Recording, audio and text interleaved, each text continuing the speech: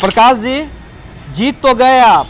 अब इस बात का इंतजार हम लोग कर रहे हैं कि कब घर जो है ओबरा की जनता के नाम आप लिख रहे हैं। युवाओं के आइकॉन चिराग पासवान जी इसका उद्घाटन करेंगे। रीना पासवान जी से आज मेरी एक्सक्लूसिव बातचीत हो रही थी।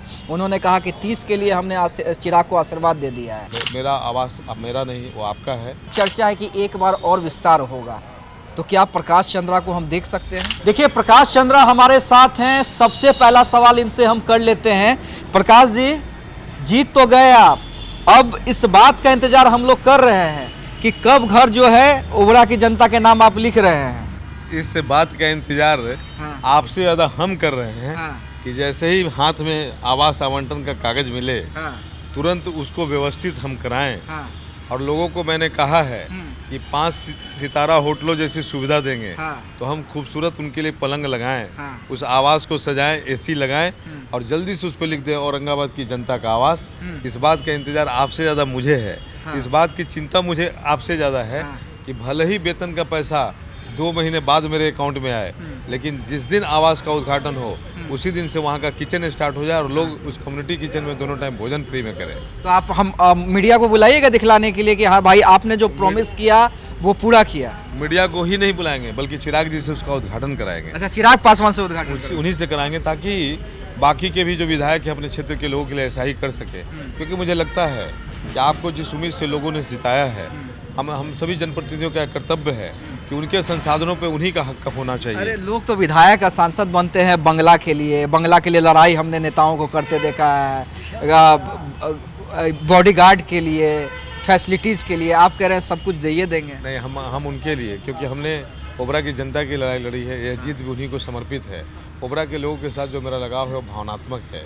हम ओबरा की जनता को नमन करते हैं इस बात के लिए कि आपने मुझ पर भरोसा जताया। उस क्षेत्र में जहाँ 1952 के बाद कभी भी सीधी लड़ाई में कोई चुनाव जीत नहीं पाया, वहाँ पे यह क्षेत्र एनडीए वहाँ से कभी चुनाव नहीं जीत पाया। एक ऐसा क्षेत्र है जहाँ पे बाकी के जातियों के लिए क्षेत्र मुफीद नहीं हुआ करता था। 2 बार माले तब चुनाव जीता है जब वहाँ पे राजद के वोट बैंक का ज़बरदस्त बंटवारा हुआ है। 2 बड़े दिग्गज लड़े हैं, तब ऐसे में जीता है। आज सीधी लड़ाई में आपने मुझे जिताया है। यह जीत आपको समर्पित है। हम ओबरा की जनता का दिल से आभारी हैं और आपको जो मैंने वचन दिए वो सारे पूरे होंगे। मेरा आवास अब मेरा नहीं, वो आपका है। मेरे संसाधन आपके हैं, जो सुविधाएं हैं आपके लिए हैं। वहाँ पे प्रतिदिन जो मैंने निःशुल्क भोजन की बात कही है वो मैं कराऊंगा। और जल्द ही हमारे राष्ट्रीय अध्यक्ष, भारत सरकार के मंत्री, युवाओं के आइकॉन चिराग पासवान जी इसका उद्घाटन करेंगे। हमें आपसे ज़्यादा इंतजार है इस वक्त का कि जब हम आपकी सेवा के लिए इन सभी चीज़ों को समर्पित कर सकें। इतना ही कह करके हम चाहेंगे कि आप उन्हें आश्वस्त करें, उस आवंटन पत्र का इंतजार करें और जल्द से जल्द उद्घाटन में आप लोगों को भी आमंत्रित। नहीं, ये तो हमने देखा है कि जो आप कहते हैं करते हैं, और आप उस पार्टी के सिपाही हैं, जो आपके नेता हैं कहते हैं वो भी करते हैं। लेकिन एक सवाल और है। ओबरा में चिराग पासवान ने कहा था कि भाई इन्हें हम बड़ी जिम्मेदारी और बड़ी जवाबदेही देंगे। देखिए, 3 मंत्री बनने थे, जो संख्या बल है उसके हिसाब से 2 बन चुके हैं। एक बार चर्चा है कि एक बार और विस्तार होगा, तो क्या प्रकाश चंद्रा को हम देख सकते हैं? नहीं, चिराग जी ने कहा था कि नीतीश जी की बगल की कुर्सी पर बैठ के बिहार के लिए फैसले लेंगे। जनता ने इसे समझा कि उन्हें मंत्री बनाएंगे, जनता उत्साहित भी हुई। लेकिन ये राष्ट्रीय अध्यक्छ जी का ये मसला है, मेरा नहीं है। मुझे जो जिम्मेवारी मिली है मैं उसे बखूबी निभाऊंगा। मुझे जितना बड़ा मैदान मिलेगा उतनी दूर दौड़ लगाऊंगा। और इतना यह आश्वस्त जरूर करता हूँ कि अगर मेरे जैसे व्यक्ति को अगर उन्होंने जिम्मेवारी दिया तो पूरे बिहार के कार्यकर्ताओं को एकजुट रख सकता हूँ। मैं लोगों की बात को जितने धैर्य से सुन करके उसका निष्पादन मैं करा सकता हूँ, शायद बहुत कम लोग करते होंगे ऐसा। और जितनी धैर्य के साथ मैं कार्यकर्ताओं की फौज को जोड़ सकूंगा, ये हमारे लिए पार्टी के लिए एक अपॉर्चुनिटी होगी। लेकिन बावजूद उसके अगर ये जिम्मेदारी नहीं भी मिलती है तो मैं खुश हूँ।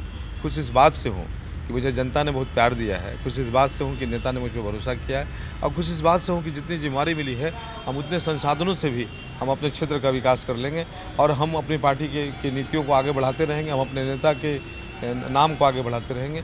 तो कोई शिकायत नहीं। अगर मिल जाती है जिम्मेदारी तो बड़ी बात है, नहीं मिलती है तो भी कोई बात नहीं। कार्यकर्ताओं को तो जोड़ना ही पड़ेगा ना भाई। अब धन्यवाद यात्रा पे आपके राष्ट्रीय अध्यक्ष निकलने वाले हैं कि अभी से 30 तक का टारगेट सेट किए हैं। रीना पासवान जी से आज मेरी एक्सक्लूसिव बातचीत हो रही थी। उन्होंने कहा कि 30 के लिए हमने चिराग को आशीर्वाद दे दिया है। तो ऐसे में तो बड़ी जवाबदेही। प्रकाश चंद्रा मजबूत स्तंभ है एलजेपीआर का। देखिए, पार्टी को आगे बढ़ाने के लिए समीकरण से ज़्यादा इस बात का ध्यान रखना हो कि कौन कार्यकर्ताओं के बीच, जनता के बीच रह करके काम करता है। ज़रूरी है कि ऐसे लोगों को जोड़ा जाए जो जनाधार को बढ़ा सकें, ऐसे लोगों को जोड़ा जाए जो हर जाति हर वर्ग के लोगों को अपने साथ जोड़ सकें।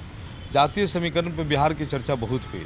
आपने देखा कि जातीय समीकरण के आधार पर राजनीति करने वाले लोगों के साथ बिहार की जनता ने क्या किया है। मुझे लगता है कि अब सम्यक दृष्टि और व्यापक दृष्टिकोण की ज़रूरत है। हमें लगता है कि अब हमको पुराने फ्रेम में जिस तरह से हम बिहार को देखते आ रहे हैं उससे अलग निकल करके बिहार के बारे में सोचने की ज़रूरत है। हमको लगता है कि बिहार के लोग अगर आपकी ओर देख रहे हैं, आपको उनकी उम्मीदों पर खरा उतरने की ज़रूरत है। हमको लगता है कि आपको अपने ऐसे लोगों की क्षमताओं का इस्तेमाल करने की ज़रूरत है।